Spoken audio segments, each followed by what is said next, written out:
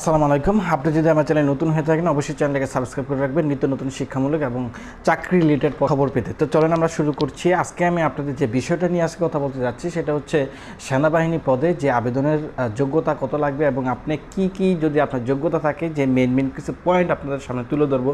যদি আপনার এই পয়েন্টগুলো থাকে অর্থাৎ আপনার এই সমস্যাগুলো যদি আপনার শরীরে থাকে তাহলে কিন্তু আপনি কোনো মতেই যাবেন না। দেখা গেছে আপনি এত কষ্ট করলেন, এত ধাপ আগাইলেন, আপনি ফিজিক্যালে টিকলেন, আপনি লিখিত টিকলেন, কিন্তু আপনি ফিজিক্যাল টেস্ট গিয়ে আপনি দেখা গেছে যে ভিতরে মেডিকেল টেস্ট সেটা থেকে বাদ পড়ে গেলেন। তো আমি আজকে আপনাদের এমন কিছু সমস্যা ধরবো যে সমস্যার কারণে আপনি কনফার্ম আপনি বাদ পড়বেন। তো ভিডিওটা কন্টিনিউ করবেন। আমি আবারও রিকোয়েস্ট করি চ্যানেলকে সাবস্ক্রাইব করে রাখবেন। তো দেখেন, সেনাবাহিনী পদে যে আবেদন সেটা আগামী 25 নভেম্বর 2024 সাল থেকে 20 ডিসেম্বর 2024 সাল পর্যন্ত আবেদন চলবে। এই সময়ের মধ্যে তোমরা যারা আবেদন করতে আগ্রহী তোমরা আবেদন করে ফেলবে। এখন কথা আছে কারা আবেদন করবা না, অর্থাৎ তোমাদের বয়স যদি 17 থেকে 25 বছরের মধ্যে থাকে তারাই আবেদন করবে। এর উপরে যদি একদিন বা 1 ঘন্টার সময় বেশি হয়ে যায় বয়সের ক্ষেত্রে তাহলে আবেদন করতে পারবা না।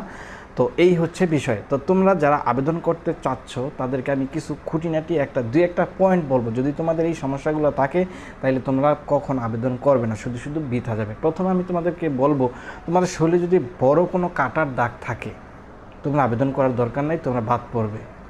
আরেকটা কথা হচ্ছে, তোমাদের শরীরে যদি কোনো রোগ থাকে, যদি তুমি মনে করো তোমার শরীর সম্পূর্ণভাবে ফিট, তোমার কোনো রোগ নাই, তোমার কোনো অ্যালার্জির সমস্যা নাই, তোমার কোনো এই শ্বাসকষ্টের সমস্যা নাই, তোমার কোনো হার্টের সমস্যা নাই, তোমার কোনো লাংসের সমস্যা নাই, কিডনির কোনো সমস্যা নাই, অর্থাৎ এভরিথিং তুমি মনে করো তোমার শরীরটা পুরো ফিট পার্ট, তাইলে তুমি আবেদন করতে পারো। যদি তোমাদের এর কোনো সমস্যা হয়ে থাকে, শরীরে ফিজিক্যালি কোনো সমস্যা, আবেদন করতে যাবে না, বাদ পড়ে যাবা।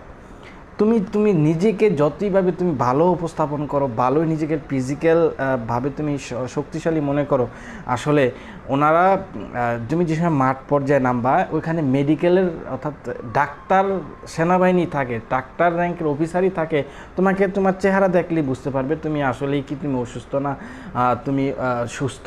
তোমার চোখ, তোমার নাক, মুখ অর্থাৎ তোমার অঙ্গভঙ্গিমা দেখেই বুঝতে পারবে তুমি কি অসুস্থ না সুস্থ। এটা হচ্ছে প্রাথমিক পর্যায়ে ভাই। তো এই জায়গাতে মেডিকেল তো আসেই, স্বাস্থ্য পরীক্ষা তো আসেই।